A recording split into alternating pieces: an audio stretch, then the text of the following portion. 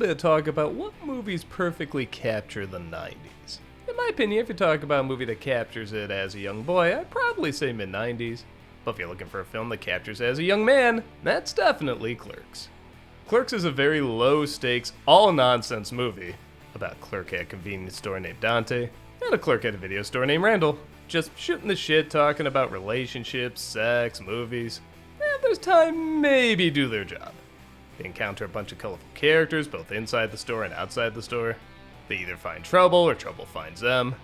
And there's an overall slacker attitude while wearing backwards hats and flannel shirts. It's about as 90s as you can get. But what made it stand out then, and arguably still stand out now, is the dialogue.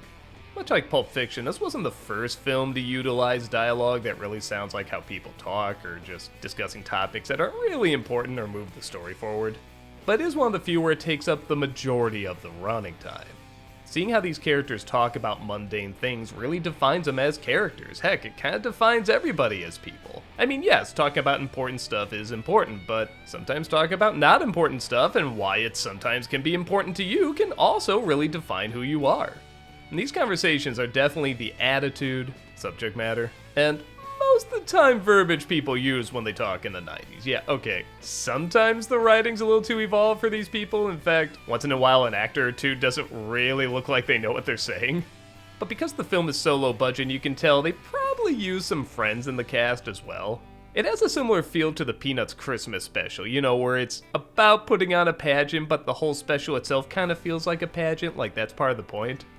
I think the fact that the stakes are so low in this movie should also reflect in the performances. Which is not to say people are performing like they don't care much about acting, it's they're playing people that don't care much about anything. There is talk about girlfriends and boyfriends and relationships and jobs and what they're gonna do with their lives, but they're having these conversations just a little too late. It's not like things can't change and they can't do something really different, but they're thinking and talking about these things later than they should. Again, a very typical 90s trademark. At the center of it all are these likable characters that, as the trailers say, just because they serve you doesn't mean they like you.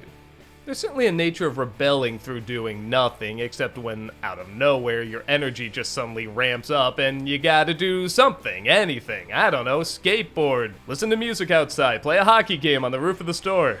Hey, wanna go to a funeral? I don't know, it's something to do. Most of the problems do come down to a lack of responsibility. But at the same time, we like watching them because there is still a little bit of responsibility. They do have jobs, they're just not very good at them. They are interested in having relationships, they just don't always know how to navigate them. And through all of it is a fair amount of very funny comedy. This is a really good film to rewatch over and over because I swear to God, every time I show this film to someone, this includes me when I first saw it, I almost never laughed out loud. The dialogue goes so quick, and at the time, nobody was really talking that much about this kind of stuff or in this way. So the first time you watch it, you can listen to it in like a hypnotic trance. It's kind of like ASMR of dumb people just talking about things that most of the time don't matter. But then, when you watch the movie again, you know where some of the routines are going, what some of the lines are going to be, and what some of the payoffs are, you start quoting them, and you start laughing more with it. I think Kevin Smith himself has admitted he never quite made a film that stuck with people quite as well as this one did. And I will admit, as his writing has gone on, it's focused maybe a little too much into geek culture stuff. Like, on the one hand, I respect that, he's just being himself and talking about what he knows. But I like there's really only one scene in here where they talk like that. They're talking about the Death Star and who was making it. There's no other moments like that, and because of it, that moment stands out more.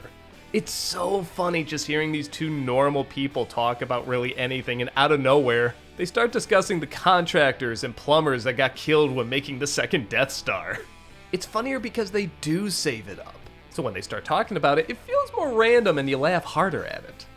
The movie's really good at not lying about what it is. There are moments where they really have to look at their lives and think about what they're doing and the choices they've made, but it never feels forced. It feels like they got there organically, like how these characters would reach these conclusions. In fact, they're not even really that solid conclusions.